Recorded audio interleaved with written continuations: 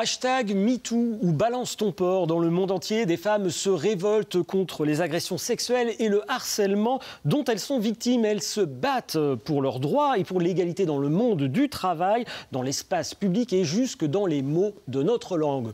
Aujourd'hui, dans l'heure du débat, nous accueillons des femmes de notre région qui bousculent les préjugés sexistes de notre société. Femmes bretonnes, femmes libres, c'est l'heure du débat.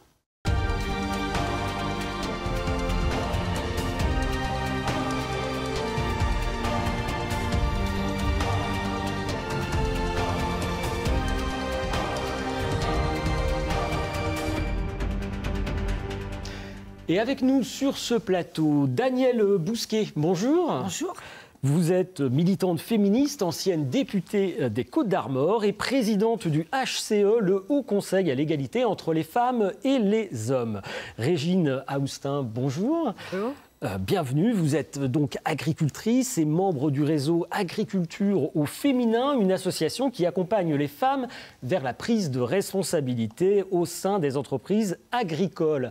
Martha Diomandé, bonjour. Bonjour. Vous êtes chorégraphe, enseignante de danse africaine à Rennes et présidente de l'association ACZA, Association culturelle Zassa d'Afrique, une association qui lutte contre l'excision. Magali Benchikoun, bonjour. Bonjour. Vous êtes consultante, ingénieure et déléguée Bretagne de l'association Femmes Ingénieurs, une association qui veut promouvoir la place des femmes ingénieures et scientifiques dans le monde du travail. Et pas de débat sérieux, bien entendu, sans une note d'humour et d'ironie. C'est notre dessinateur Loïc Schwartz qui s'en charge. Bonjour Loïc. Bonjour. Alors Loïc, on va tout de suite regarder peut-être l'un de vos tout premiers dessins.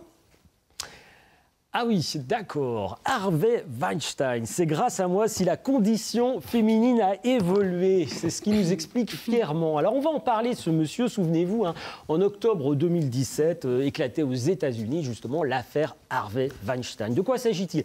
C'est un producteur de cinéma renommé à Hollywood, accusé de harcèlement sexuel, d'agression, de viol par une soixantaine de femmes, notamment des actrices de cinéma. Et depuis, eh bien, la parole semble s'être libérée. Dans le monde entier, des femmes témoignent des abus qu'elles subissent sur les réseaux sociaux, notamment avec les hashtags MeToo ou Balance ton porc. Dans une tribune publiée à l'époque dans le quotidien Le Monde, la sociologue Irène Théry écrivait que la honte avait changé de camp. Danielle Bousquet, 1 an et demi plus tard, donc estimez-vous, vous aussi, qu'avec ce mouvement Balance ton porc, la honte a changé de camp ? Je ne suis pas sûre qu'elle ait complètement changé de camp, mais en tout état de cause, je crois que l'écoute des femmes qui effectivement dénonçaient leurs agresseurs a incontestablement progressé.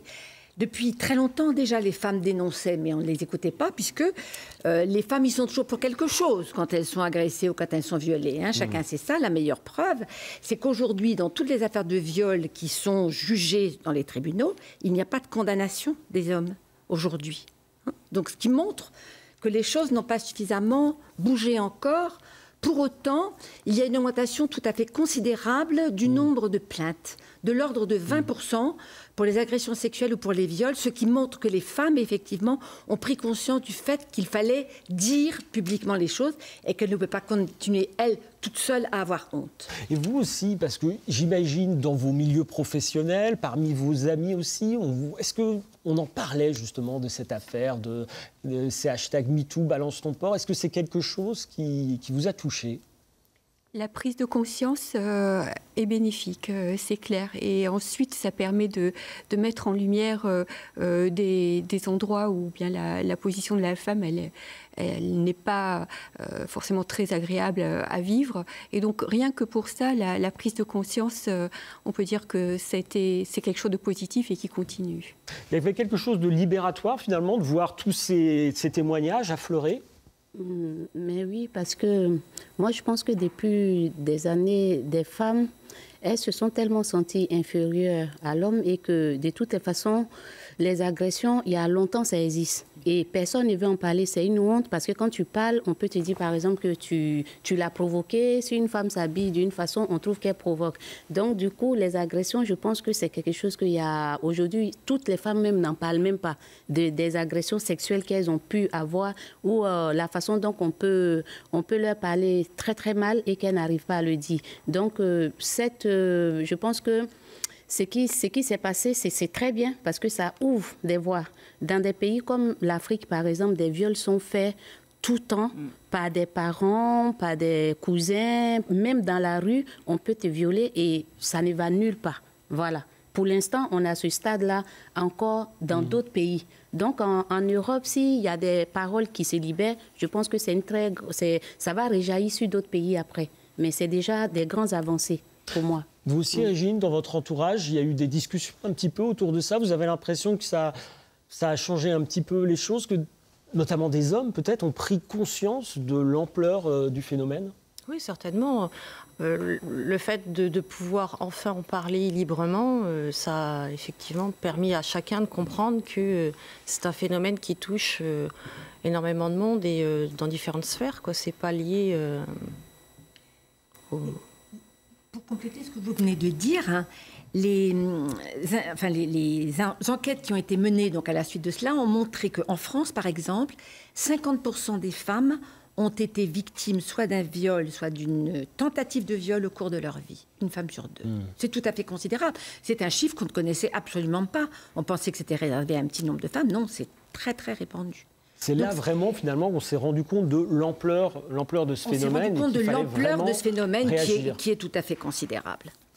Alors, depuis l'apparition, justement, de ce mouvement MeToo, les enquêtes pour infractions sexuelles ont augmenté de 13% en France. Je parle bien des enquêtes, pas des plaintes que vous évoquiez. On reviendra sur le chiffre des plaintes tout à l'heure.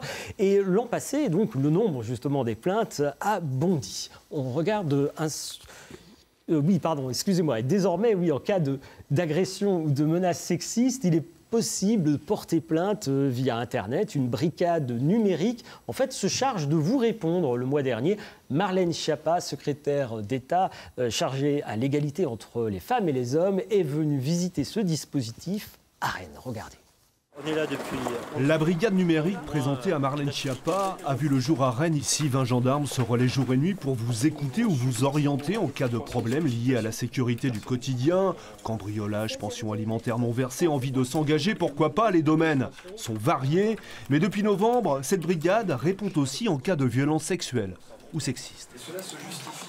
Là, il y a un dialogue qui s'instaure entre la personne qui est victime et un opérateur de la gendarmerie qui va répondre d'abord aux questions et puis essayer de libérer la parole chez la personne qui a été violentée, frappée. Et on va lui proposer plusieurs options qui peuvent être aussi le dépôt d'une plainte.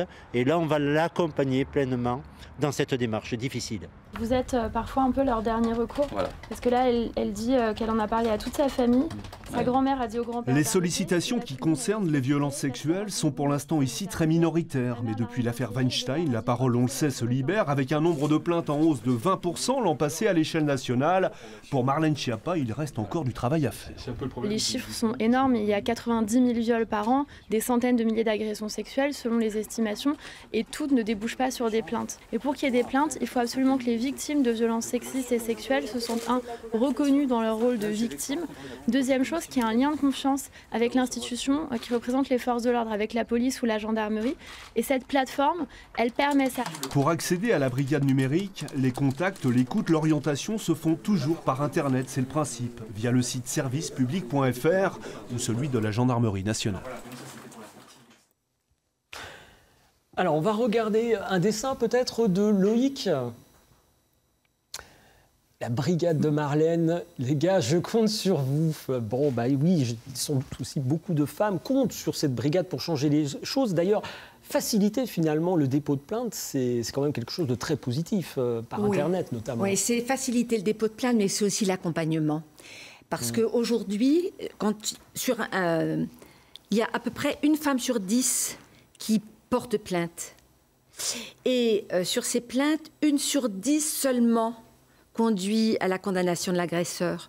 Donc il faut vraiment être accompagné pour avoir le courage, parce qu'on sait qu'on a très peu de chances d'être entendu et d'être reconnu comme victime. Donc on se rend bien compte qu'il faut être aidé pour porter plainte, mais aider pour la suite et accompagner, parce que c'est quelque chose de très compliqué pour les femmes qui peuvent être amenées à raconter plusieurs fois la même chose, la même horreur qu'elles ont vécue. Donc il faut comprendre ce que c'est pour une femme d'aller porter plainte. Alors on va regarder ensemble justement quelques chiffres. En 2018, donc, le nombre de plaintes déposées pour agression sexuelle a bondi de 20%. Hein, vous le disiez tout à l'heure. Les plaintes pour viol ont aussi augmenté de 17%. Alors le paradoxe peut-être, c'est qu'on peut voir ces augmentations comme une forme de bonne nouvelle. C'est-à-dire que enfin, les femmes peut-être n'hésitent plus à porter plainte. C'est-à-dire qu'il y a des campagnes qui ont été menées, qui sont des campagnes grand public et qui effectivement disent ne rien laisser passer. Donc je crois que justement, MeToo et Balance ton porc ont permis effectivement de mettre dans le débat public, sur la place publique, cette réalité-là, et que les femmes se disent « je ne suis pas toute seule et ce n'est pas nécessairement de ma faute », puisqu'il a été expliqué effectivement ce que c'était que cette violence qui est faite aux femmes, qui est le viol ou l'agression sexuelle. Donc elles sont, entre guillemets, encouragées effectivement à parler, puisqu'elles imaginent, elles pensent et elles espèrent que leur parole sera entendue. Ça ne veut pas dire qu'il y ait une recrudescence d'agression sexuelle ou de viol. Hein. Simplement, c'est la parole des femmes qui, effectivement, s'entend plus facilement, on va le dire comme ça. Comme Daniel Bousquet, vous avez le sentiment qu'il est encore difficile, malgré tout, d'en parler, de porter plainte? Je pense que moi je peux parler par exemple pour le milieu professionnel où pas mal d'institutions ou d'entreprises ont mis en place des formations ou des cellules harcèlement de façon à ce qu'il y ait une formation initiale du personnel, quel que soit le niveau dans l'organisation, une formation initiale et également une formation continue pour que les structures puissent accueillir, recueillir de façon transparente et sans problème pour les personnes qui témoignent, justement ces témoignages-là. Donc il y a effectivement une prise de conscience et des organisations qui se mettent en place pour prendre en compte des situations de harcèlement qui peuvent également se dérouler dans l'entreprise ou dans l'institution. On en parlait tout à l'heure, notamment Martha, le fait finalement d'avoir ce soupçon d'avoir provoqué, ce soupçon finalement d'être un peu responsable de l'agression, c'est peut-être aussi quelque chose qui freine les femmes à déposer plainte? Oui, je pense que, parce que c'est le regard, parce que souvent les agressions sont faites par des personnes aussi que tu connais, qu'on connaît. Et quand c'est comme ça, c'est plus difficile parce que le regard des autres, est-ce qu'on va te croire? Ou si c'est pas, parce que et même si on te croit, comment est-ce que tu vis ça? Voilà, moi je pense que c'est ça aussi qui est plus difficile. Et quand ça touche la sphère proche, forcément, le dénoncer, ça bouleverse tout. Voilà, ça bouleverse tout. Et quand c'est dans la rue, bon, peut-être que c'est encore plus facile de le dire, mais il y a certaines femmes qui ont quand même honte déjà, parce que quand tu as été violée, tu as déjà honte de ce qu'on t'a fait. Donc, c'est déjà difficile d'en parler. Donc, je pense que dans tous les cas, il y a quelque chose qui va bloquer et après, il aura une occasion qui va débloquer la situation. Alors, vous parliez à l'instant de harcèlement de rue. Hein. C'est vrai que c'est un autre phénomène, ce phénomène qui a été dénoncé récemment. On se souvient de l'agression de Marie Laguerre. On voit les images, là, cette jeune femme giflée à la terrasse d'un café l'été dernier. L'homme qui l'a frappée a été finalement condamné à 6 mois ferme de prison. Une loi anti-harcèlement a depuis été votée. Je vous propose aussi de regarder une autre vidéo. Elle a été mise en ligne par nos collègues de France 3 Strasbourg. Il faut bien tendre l'oreille. Hein. C'est une jeune étudiante de 24 ans qui filme avec son smartphone ce harcèlement quotidien. Écoutez. Oui, on sait que t'es mignon. Pardon?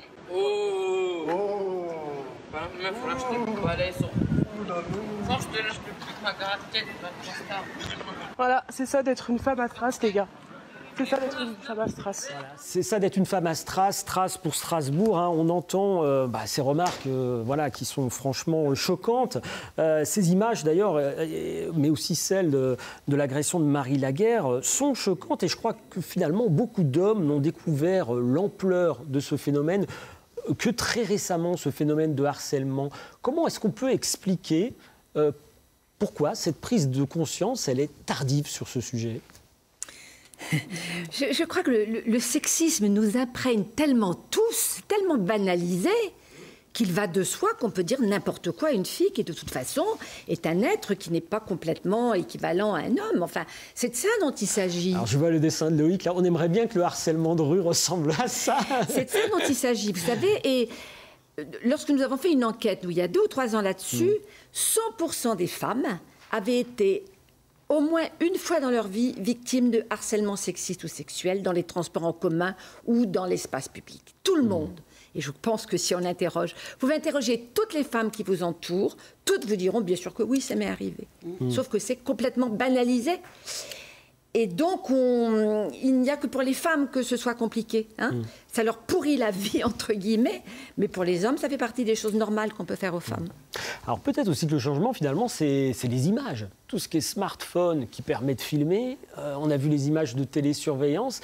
C'est peut-être ça aussi, on est dans une société de l'image, on peut enregistrer facilement et finalement retourner, montrer les choses, alors que ce n'était pas forcément le cas auparavant. Je ne sais pas, vous avez ce sentiment-là aussi que c'est peut-être aussi pour ça qu'on a plus de preuves aussi, qu'on prend conscience du problème. Mais oui, moi je pense. Je pense parce qu'aujourd'hui, tu peux vraiment filmer une occasion sans que l'autre sache que tu es en train de filmer. Donc, et on t'écoute plus quand tu vas te plaindre pour un problème comme ça. Donc forcément, ça diminue.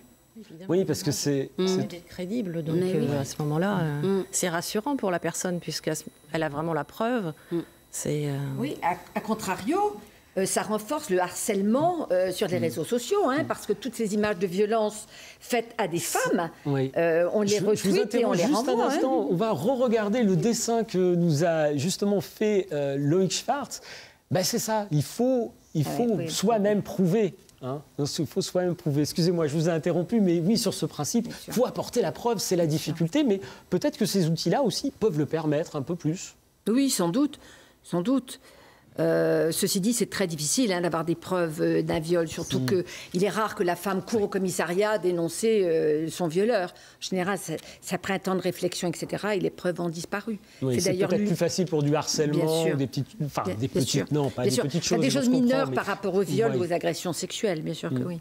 Mais dans des quartiers, par exemple, les agressions verbales, ça, je pense que c'est quelque chose. Moi, j'ai habité dans un quartier comme le Zip Sud, comme ça. Quand tu prends l'avenue, comment on appelle déjà, Henri Fréville pour monter là. Moi, j'ai habité à l'autre bout, mais à un moment, j'ai arrêté de passer sur cette rue-là parce que quand tu passais, on t'agressait vraiment verbalement. Donc, tu es obligé de changer de route. Mais c'est des agressions, tu peux même pas dénoncer parce que tu sais pas, la personne, il te parle parce que tu passes, il te parle mal. Il te parle mal, mais tu peux pas répondre et tu passes. Et ça, il y a beaucoup de filles qui sont dépressives dans ce genre de quartier parce que même sortir dans la rue, ça devient un problème. Ça devient un problème et tu ne peux pas le justifier et tu ne peux pas t'en prendre à quelqu'un. C'est peut-être aussi la peur aussi de réagir. Je ne sais pas, par exemple, quand on se retrouve dans la rue et qu'on entend une remarque désagréable, on l'a vu sur la vidéo, forcément, réagir à la personne, lui dire « pardon, excusez-moi », tout de suite, finalement, c'est l'agresseur qui se sent limite provoqué, agressé, et on a peur de rentrer dans une escalade, non ? Non, mais déjà, moi, je pense que quand on t'agresse verbalement, tu as peur. Tu sais, ton cerveau n'est pas prêt à répondre, à réagir. Donc, tu es peut-être surpris par ce qui t'arrive et tu passes, quoi. C'est comme ça, parce que c'est des choses, on ne s'entend pas quand tu es dans une rue. Tu ne t'attends pas. Alors... Excusez-moi une seconde. Les effets peuvent être catastrophiques pour les femmes.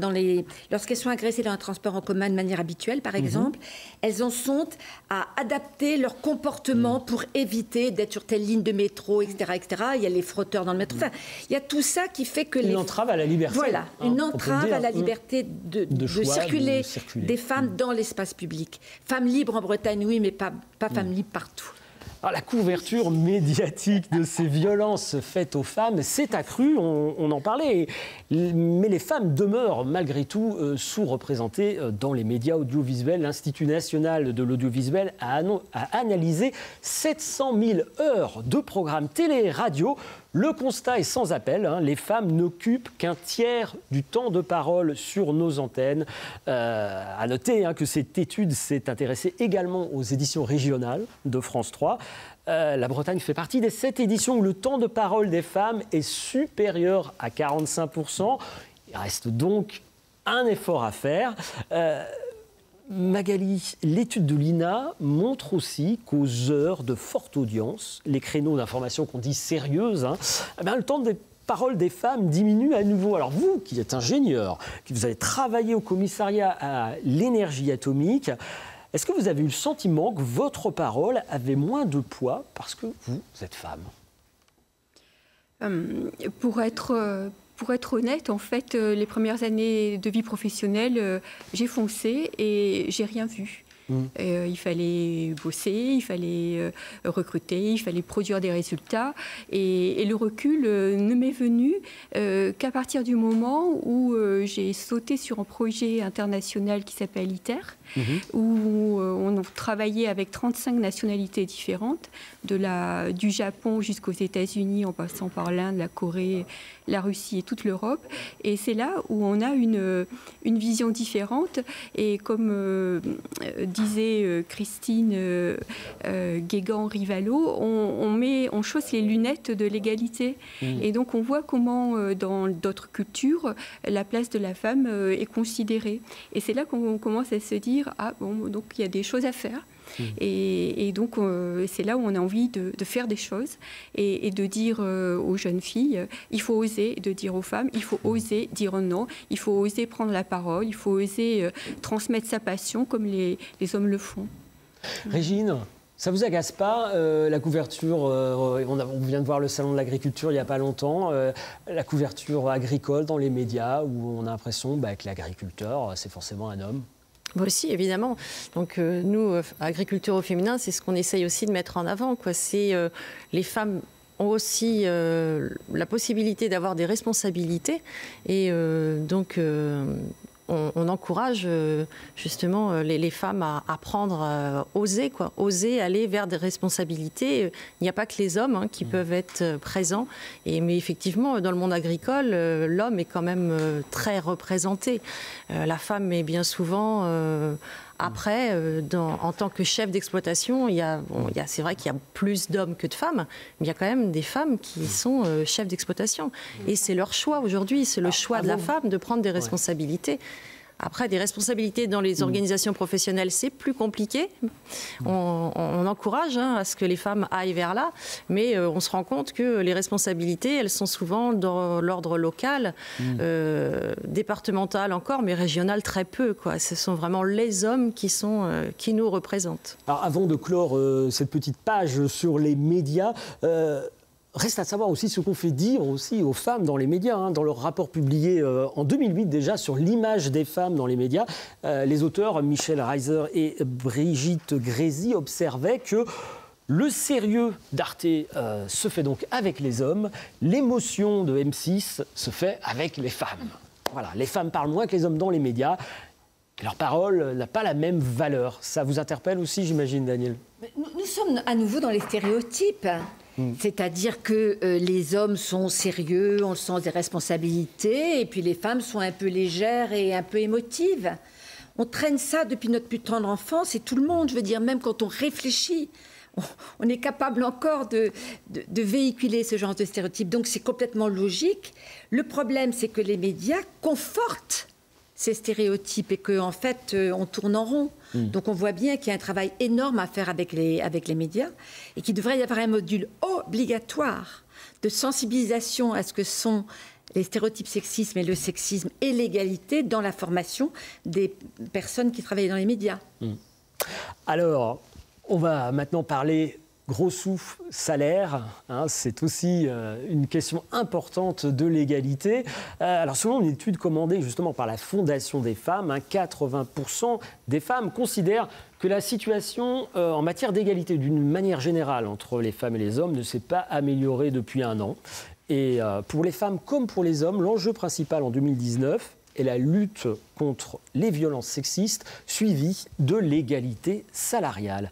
En octobre dernier, l'hôpital de Saint-Malo a été condamné justement pour discrimination salariale. Une infirmière avait vu son avancement gelé durant ses congés maternité. Voyez ce reportage. Les chiffres sont éloquents. Entre le salaire de Myriam Herbel et celui de son mari, également infirmier en psychiatrie à l'hôpital de Saint-Malo avec la même ancienneté, il existe une différence d'une centaine d'euros, apparemment liée à une différence de notes administrative. Tous les ans, nous sommes notés par mon cadre. Et en fait, j'ai noté que ma note était plus faible que celle d'autres, enfin celle de mon mari en l'occurrence. Et puis, dans mon avancement d'échelon, ma progression de carrière était ralentie par rapport à certains qui étaient arrivés en même temps ou après moi. En congé maternité en 2006 et 2008, l'infirmière comprend que dans ces périodes, sa note n'a pas été prise en compte, empêchant tout avancement salarial. Elle décide alors d'agir par voie de justice. J'ai fait appel à une avocate et puis je suis allée au tribunal administratif, voilà, pour prouver qu'il y avait une discrimination liée à mon état de grossesse. En mai dernier, l'hôpital est condamné à une amende et à la régularisation de la situation de Myriam Herbel, de quoi malgré tout donner l'idée à une quarantaine d'autres femmes de l'hôpital de faire valoir leurs droits. On envisage, faute de négociation avec l'employeur, de lancer une action de groupe au tribunal administratif pour permettre à ce que l'ensemble des femmes concernées depuis au moins 1998 au centre hospitalier de Saint-Malo puissent bénéficier de ce jugement et puissent voir lever cette discrimination à leur encontre. Pour le syndicat, le problème concernerait quelques 200 personnels féminins de l'hôpital de Saint-Malo et dépasserait largement le cadre du secteur hospitalier. Une action de groupe pour faire respecter ses droits à l'égalité salariale. Là, on parle de l'hôpital public, où des discriminations salariales entre hommes et femmes persistent. Comment y mettre fin? Parce qu'on se dit que là, on est quand même dans un établissement public. Daniel Bousquet, ça vous choque? Il existe des lois depuis 1972 sur l'égalité professionnelle et l'égalité salariale. Depuis 1972. On est à la 10e loi. Et la nouvelle loi votée donc en décembre 2018 est quand même un progrès dans la mesure où elle prévoit un index, c'est-à-dire que chaque établissement va être amené à mesurer les écarts d'évolution de carrière, etc., entre les femmes et les hommes, à partir de moyennes calculées. Bon, c'est un peu technique, mais pour autant, ce que dit cette jeune femme infirmière, la maternité va être prise en compte, c'est-à-dire que ça va être l'un des éléments qui va devoir montrer quelle est la progression du salaire de cette femme qui rentre de congé de maternité par rapport à ce qui s'est fait pendant qu'elle était en congé de maternité. Dans la mesure où on sait bien que les maternités sont un facteur terrible pour les femmes en termes de carrière professionnelle. Donc là, ça va pour la première fois être pris en compte. J'espère que ça produira quelque chose, mais je suis moyennement optimiste dans la mesure où il n'y a que la moitié des entreprises qui devaient produire cet index qui l'ont fait, alors que c'est obligatoire à partir du 1er mars. Voilà. À mon avis, quand il n'y a pas de sanctions financières, les choses ne bougent pas. Ça ne vous choque pas justement de voir qu'à cause d'une grossesse, on puisse finalement perdre en salaire? Magali, vous avez vu durant votre carrière des jeunes femmes freiner dans leur progression à cause de leur grossesse? Alors, je sais que ça existe, on a vu l'exemple là, dans les univers professionnels que j'ai côtoyés. Moi, j'ai eu la chance d'avoir des grilles de salaire. Et donc, en principe, à compétence égale, le salaire doit être égal. Donc ça se fait pour des institutions ou alors des organisations internationales. Après, vous avez des déclinaisons, des nuances qui sont différentes et les étapes effectivement des congés de maternité sont toujours une question. Mais par contre, il faut également se poser la question des organisations professionnelles privées ou publiques. Qu'est-ce qui est plus prévisible qu'un congé de maternité en délai, en temps? C'est quelque chose qui peut très bien se prévoir dans une vie professionnelle, dans le travail de production d'un atelier ou d'un cabinet ou d'une institution. Donc ça, c'est plutôt aussi un souci d'organisation qui doit être pris en compte. Alors on va rencontrer à présent une femme engagée, l'une de ces femmes qui a contribué à ouvrir les voies à des métiers dits d'hommes. Dominique Piriot fut la première bûcheronne de Bretagne. Elle est retraitée désormais, mais continue à transmettre sa passion de la forêt en tant que formatrice. Une femme engagée pour la parité et l'environnement. Ce n'est plus tous les jours qu'elle manie sa tronçonneuse, plutôt près de chez elle quand elle bricole. À 62 ans, fraîchement retraitée, Dominique Piriot est une vraie défricheuse. Elle en aura poussé des portes en décidant toute jeune de vivre sa passion, devenir forestière. Car à l'époque, dans les années 70, que d'embûches pour accéder à des formations où les femmes n'étaient pas les bienvenues. Il ne prenait pas de filles. Certains concours de l'ONF étaient aussi interdits aux filles. C'était la seule raison qui était évoquée. Et puis, de manière surprenante, c'est une formation en bûcheronnage qui n'est pas forcément le métier le plus féminin qui m'a acceptée. Et Dominique est devenue l'une des premières femmes bûcherons, passant son examen en 1978 avec une dérogation. Elle a aussi obtenu son brevet de technicienne forestier. Son prénom Dominique fut d'ailleurs un précieux allié pour s'inscrire aux examens quand les formateurs s'attendaient à voir arriver un homme. La dame est aussi devenue enseignante en gestion forestière. Voilà, celui-ci, il a encore un potentiel. Toute une vie professionnelle a exercé dans un univers très masculin qu'il a finalement bien accueilli. Avec de telles pionnières, les formations se sont ouvertes aux femmes. Le monde forestier s'est beaucoup féminisé, mais il reste du chemin à faire. Je suis toujours un peu désespérée de voir que dans les formations forestières, eh bien, il y a une fille sur les 13 aujourd'hui. Dans les formations supérieures, les BTS, les écoles d'ingénieurs, là on a beaucoup de filles évidemment. Morgane, seule femme dans cette formation, est convaincue de pouvoir se faire une place, même si ça peut être un peu plus compliqué que pour les hommes. Les choses bougent et c'est important que les femmes se disent de ne pas s'arrêter à un métier parce que c'est pour les hommes en fait de continuer de faire ce qu'on a envie. De l'envie, Dominique n'en manque pas, envie de transmettre sa passion de la forêt, envie de lutter contre le réchauffement climatique via son association Climaction. Élue municipale, elle se mobilise aussi pour l'égalité homme-femme en politique. Elle a créé un comité égalité à l'agglomération de Vannes. En politique, où là, on a l'impression que tout est possible, non. J'ai parfois ressenti plus d'agressivité dans le monde politique que dans le monde forestier il y a 40 ans, quelquefois. Je crois qu'il faut toujours se mobiliser. Il faut surtout que les femmes ne s'imaginent pas que tout est acquis.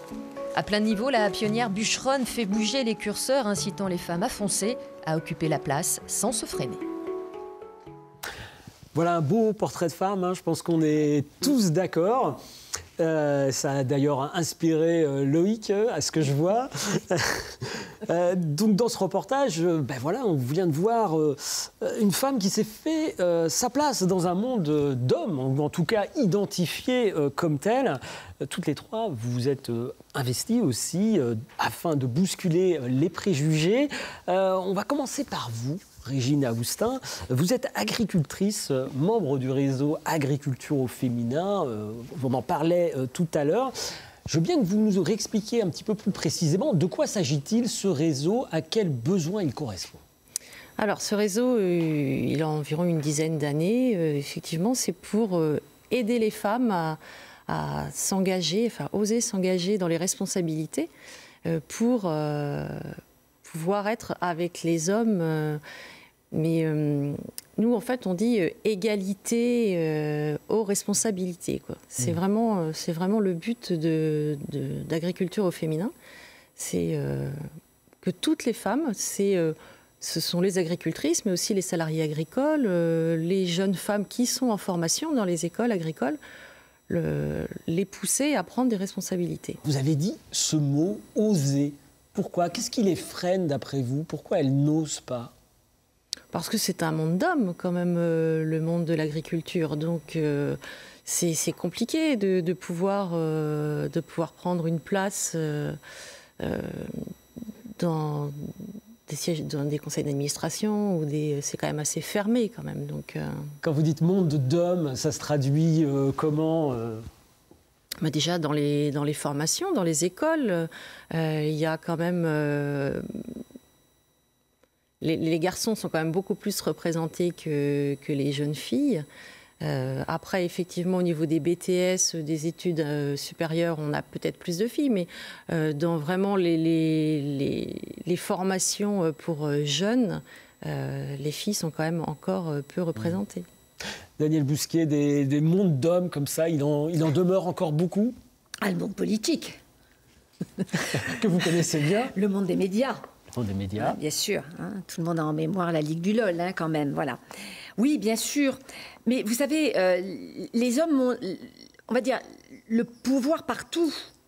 Si on considère le cas des maires, hein, qui sont les élus les plus proches de nos concitoyens, 16% seulement de femmes sont... 16% des maires seulement sont des femmes. Ça veut dire que 84% sont des hommes. 80% des présidents de conseils départementaux, conseils régionaux, etc. sont des hommes. Au Sénat, vous avez 25% de femmes, mais le reste... Partout, dans les grandes entreprises, les entreprises du CAC 40, vous n'avez qu'une femme qui soit présidente du directoire d'une entreprise du CAC 40. Donc on voit bien, même si effectivement la parité fait des progrès au plan quantitatif, et tant mieux, au plan qualitatif, c'est-à-dire du véritable partage du pouvoir, les hommes restent, comment dire, on n'est pas du tout à égalité. Alors, Régine, vous, sur votre exploitation, le pouvoir, alors il est partagé? Ah oui, oui. C'est vrai que moi, j'ai la chance d'avoir un conjoint qui m'a laissé prendre des responsabilités, qui m'a laissé mettre en place mon atelier. Moi, avant, j'ai pas toujours été agricultrice. Hein. J'étais formatrice dans un centre de formation en machinisme agricole. Donc, je peux vous dire que là, j'étais la seule femme, hein, formatrice. Et les personnes que j'ai eues, c'était principalement des hommes, quoi. J'avais vraiment, c'était une majorité, quoi. Et moi, c'est vrai que sur l'exploitation, mon conjoint m'a laissé prendre des responsabilités. Donc oui, effectivement, j'ai peut-être de la chance par rapport à certaines autres femmes qui n'ont pas leur mot à dire, malheureusement, quoi. Et au sein d'Agriculture en Bretagne, du coup, quelles actions vous menez pour justement faciliter ce passage Il s'agit de se rassembler pour se donner des conseils, c'est quoi le principe? On a des formations, effectivement, on participe à des formations et on fait tous les ans une journée départementale pour permettre à toutes les femmes de se réunir et de pouvoir échanger sur un thème. Et on voit qu'effectivement, elles ont besoin, ces femmes, de partager... On est nombreuses à venir ces journées départementales d'agriculture au féminin, donc dans les 4 départements. Et c'est vraiment de belles journées, ce sont de belles journées. Alors les réseaux d'entraide au féminin sont vraiment très importants et se développent énormément, notamment en Bretagne. Hein. La Bretagne en compte plusieurs exemples dans ce reportage avec les réseaux Bouge ta boîte et Femmes de Bretagne. Ok, sur les réseaux sociaux, du coup, Julie, c'est bon sur ces Ne cherchez pas un homme dans ce réseau. Bouge ta boîte, c'est réservé aux femmes entrepreneuses. Un réseau business national, mais qui est né ici à Rennes. Au siège, elles sont une dizaine. Commerciales, directrices de stratégie, graphistes, animatrices de réseaux sociaux, toutes animent ce réseau. L'objectif, c'est de mettre en lien les femmes entrepreneurs, entre 0 et 20 salariés, qu'elles se réunissent entre elles, qu'elles partagent du savoir-faire, de l'expertise, et surtout qu'elles génèrent du business et du chiffre d'affaires et qu'elles fassent développer leur business. Je vous propose des massages sur mesure. On fait un petit entretien. Tous les 15 jours, les chefs d'entreprise du réseau profitent de la pause déjeuner pour se retrouver dans l'un des 15 cercles créés en Bretagne. Nous élaborons des recettes artisanales à partir de matières premières de qualité. Elles vont s'écouter, s'entraider, faire du partage d'expériences. On y attend pour faire des ateliers phytothérapie, cosmétique. L'idée de se réunir, ça crée l'émulation et ça nous permet aussi de se challenger, se stimuler et de s'entraider s'il y a une petite période de difficulté pour l'une ou pour l'autre. J'ai besoin pour le mois de mars de rencontrer ou d'être mise en relation avec 4 entreprises afin de... Chacune à tour de rôle va évaluer son activité et faire jouer le réseau. Comme nous toutes, en fait, on est indépendantes, donc isolées dans nos professions. Je viens rechercher déjà les mêmes problématiques. En fait, on peut échanger sur les mêmes problématiques. On est toutes femmes, on ne vient pas s'isoler des hommes, mais juste partager les mêmes problématiques. On retrouve Anne Guénéguès, la responsable du Fait Maison à Dinard. Il y a un an, pour 600 €, elle s'est inscrite dans le réseau et il y a eu un vrai retour sur investissement. J'ai passé une année là vraiment réorienter la stratégie commerciale et à travailler sur l'image de l'entreprise, autant au niveau du logo que du message à faire passer, que des valeurs. Et aujourd'hui, j'ai vraiment créé une marque propre à mes produits qui est reconnaissable. Bonjour, vous allez bien? Bien et vous? Alors ça s'est bien passé, vu qu'on a les amants. Comme Anne, elles sont 200 en Bretagne, 500 en France, des chefs d'entreprise qui sont prêtes à faire bouger les lignes. Un réseau de femmes, on appelle un autre, le réseau Femmes de Bretagne, créé il y a 5 ans. Alors rencontre avec la vice-présidente, Elena Magnéru. La fameuse égalité homme-femme, on n'y est toujours pas et de loin. On n'y est toujours pas et de loin, effectivement. On peut constater en France, en 2018, un écart totalement inexpliqué, inacceptable d'ailleurs, de 9% entre les salaires d'une femme et d'un homme au poste égal. Ces pourcentages montent à 20% pour tout poste par ailleurs. Cela se répercute forcément au niveau des retraites. Une femme touche en moyenne 1 000 €, un homme 1 660 €. À ce rythme-là, on aurait besoin de 215 ans pour arriver à l'égalité femmes-hommes. Il faut être patient quand même. Il faut être patient, mais cela vaut le coup, c'est-à-dire pas forcément d'être patient, mais de l'égalité femmes-hommes, parce que cela pourrait apporter un grand potentiel à l'économie française de 60 milliards d'euros. Alors quels sont les freins? Alors les freins, c'est d'abord les stéréotypes. Il faut casser les stéréotypes de la mixité, voir la richesse qu'il y a dans la mixité, et notamment pour les femmes aussi, lever le sentiment de manque de légitimité qu'on peut avoir, soit à entreprendre, soit à postuler à des postes à forte responsabilité. D'où l'intérêt des réseaux, l'union fait la force? Effectivement, les réseaux permettent non seulement de partager les compétences, mais aussi de lever tous ces freins-là sur les sentiments de légitimité, de confiance, et aussi apprendre à aller parler à son banquier, enfin voilà, s'outiller pour entreprendre. L'objectif est bien de briser ce fameux plafond de verre auquel se heurtent les femmes dans l'avancée de leur carrière ou dans l'accession à de hautes responsabilités, un plafond envers sécurité. Des femmes de réseau, vous en êtes une aussi, Magali Benchikoun. Hein, on l'a vu dans votre présentation, votre parcours professionnel vous a amené à travailler pour le CEA, notamment le commissariat à l'énergie atomique. Vous êtes aussi donc déléguée Bretagne de l'association Femmes Ingénieurs. Expliquez-nous un peu le but de cette association, la genèse de cette association. Alors, cette association a été créée dans les années 80 et c'est la raison pour laquelle vous ne trouvez pas de E à femmes ingénieurs, puisqu'à cette époque-là, le mot ingénieur ne s'écrivait qu'au masculin. Mais ça va être corrigé, ça. On pense que comme c'est historique, ça peut faire un petit clin d'œil et puis comme ça enclenche les discussions. Alors peut-être on va le garder.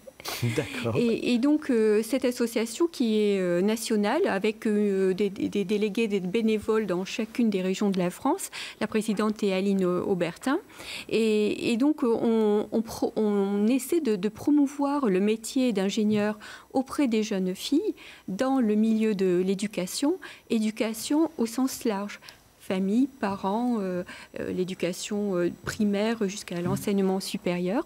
Et également, on essaie de promouvoir la place de la femme ingénieure dans le monde professionnel et aussi au sein des conseils d'administration. Et pourquoi il y en a besoin ? Parce qu'il y a peut-être un désamour pour les études de sciences de la part des jeunes femmes ? Alors ça, c'est quelque chose qui existait déjà, par exemple, à mon époque, dans les années 80, quand j'ai passé le bac. La plupart des filles, 60%, voulaient faire médecine, ou tout ce qui tourne autour de l'être humain. Du soin. Du soin. 30% journalistes, avocates, droit, ou tout ce qui tourne à ça. Et uniquement 10% technique et sciences. Et en fait, moi, j'ai retrouvé ces mêmes pourcentages 30 ans après, auprès des jeunes filles. De seconde, première et terminale. Et ça, c'est quelque chose qui interroge quand même.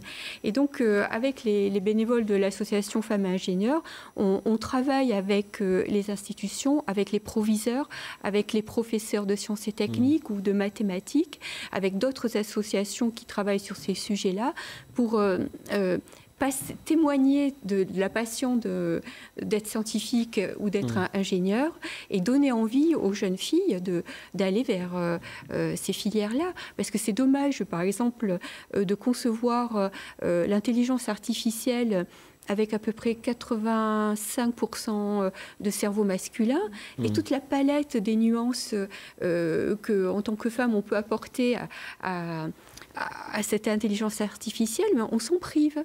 Et ça, c'est dommage. Et être ingénieur au féminin, on peut être femme et ingénieur, ça se vit complètement bien.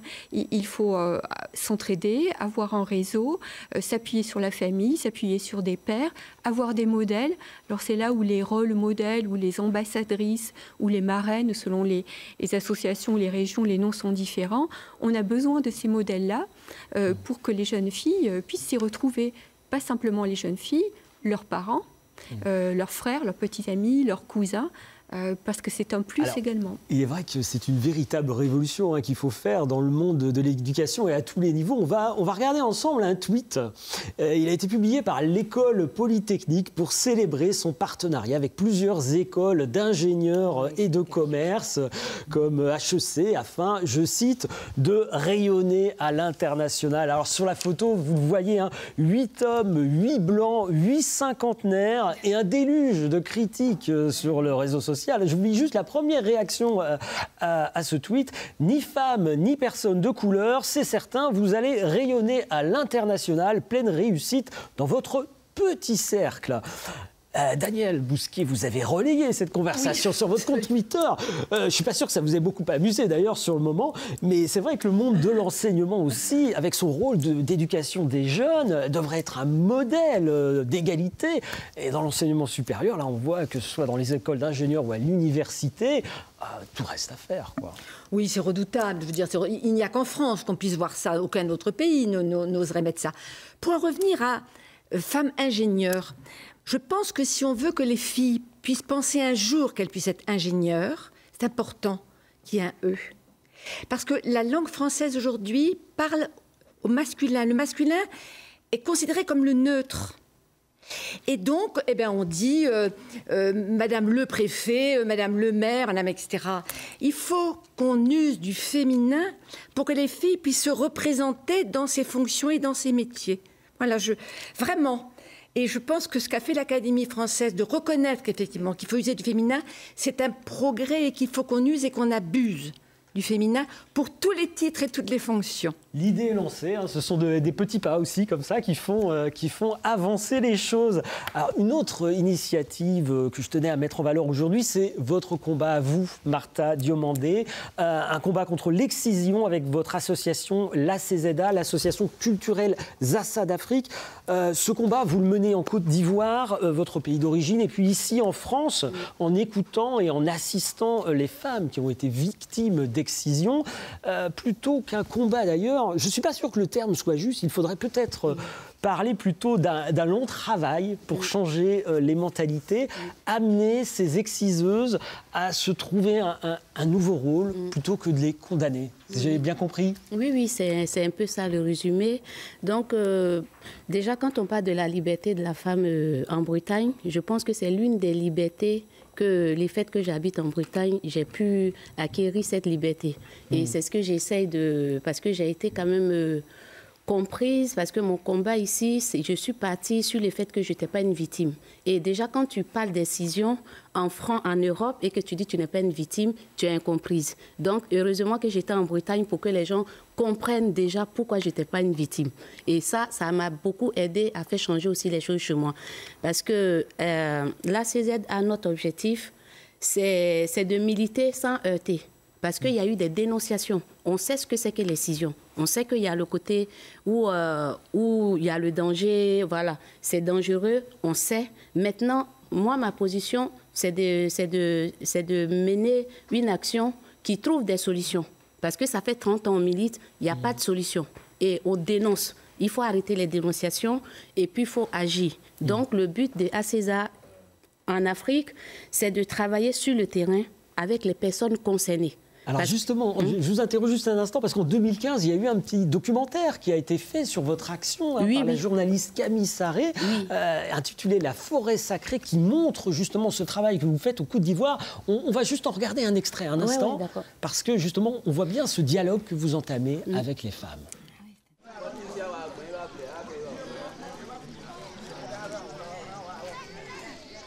Donc, on a un contact aussi, dès qu'on doit oui, donc, mais il y a quand même un nouveau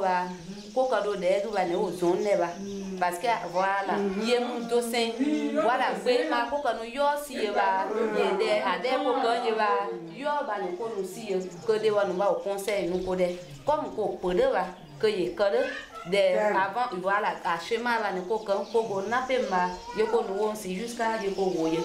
Pourquoi nous va quand des là il y a que nous manque là. Avec eux ouais. Donc il y a à on est va mais va aussi mais tant que dans les nous va quoi nous va comme moi pour doa que mais au mais est-ce que mon frère pour le tassi de il y a qu'on doit des coca nous va aux zones. Kokoro ti mo ka za so me ka pe ko kwa on va y connaît a kon ko lu va le va ade ma ko ka confiance comme ma ko ye ne ko to so wo me va y lo ka si dire me ya va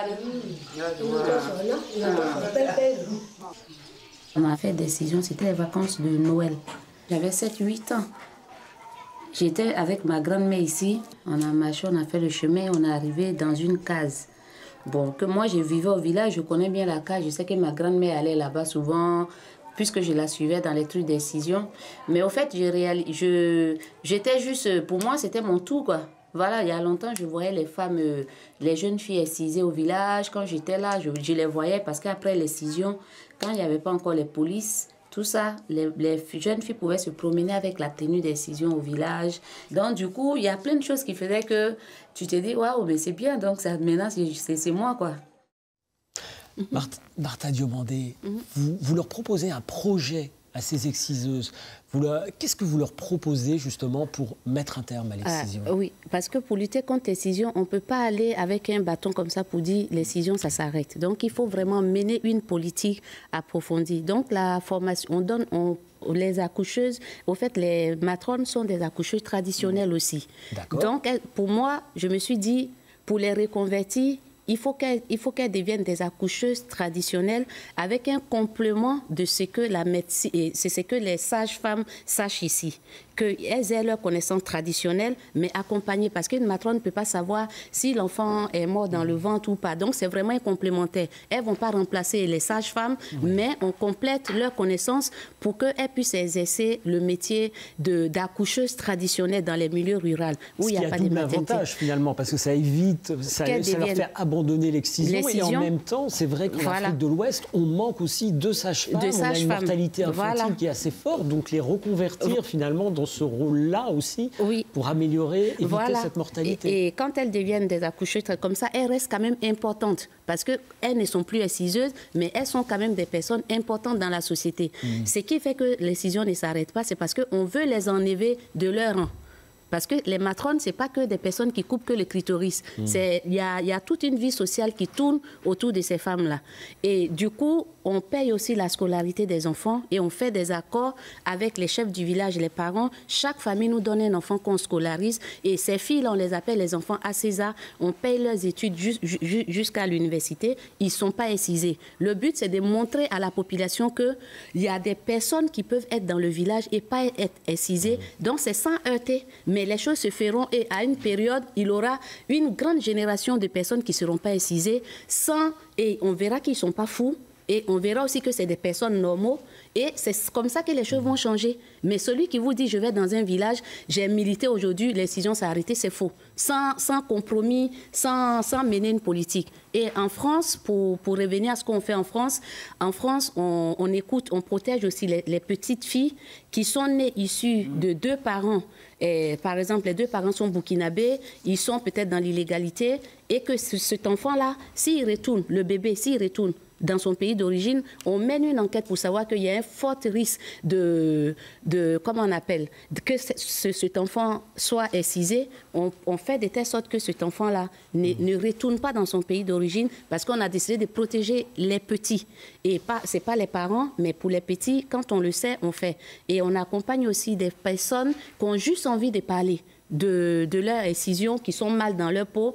Et on fait des préventions dans les lycées et collèges. Parce que dans nos points d'écoute, j'ai remarqué que toutes les jeunes filles qui viennent, qui veulent se faire réparer, c'est une autre génération de jeunes filles qui sont nées ici, en France, et qui partent en Afrique pour être excisées. Et à partir de ça, c'est... Voilà, merci. Merci Martha pour ce témoignage. Je suis désolée, mais il faut clore cette émission. C'est bon. On va regarder un dernier dessin de Loïc. Arrête de m'agresser avec tes pieds gelés, se plaint cette femme auprès de son compagnon. C'est le seul genre d'agression, évidemment, dont on souhaiterait parler. Dimanche prochain, à 11h30, vous retrouvez votre émission Dimanche en politique présentée par Robin Durand. Si vous souhaitez revoir cette émission, rendez-vous sur le site internet de France 3 Bretagne. N'hésitez pas à nous faire part de vos rédactions via Facebook ou Twitter. À suivre votre journal régional.